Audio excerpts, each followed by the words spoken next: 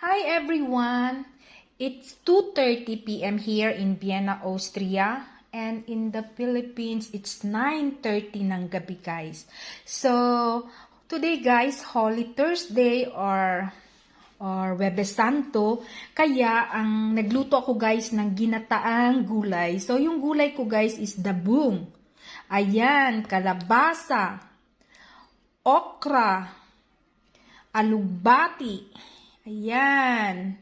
So, eto guys, kalabasa, dabong, okra, alugbati, and green beans. And of course guys, with pasayan. Ayan, loaded tayo ng mga pasayan guys. Ayan. And pritong galunggong guys. So, ang dami kong nilagay na pritong galunggong guys. Ayan oh, pritong galunggong guys.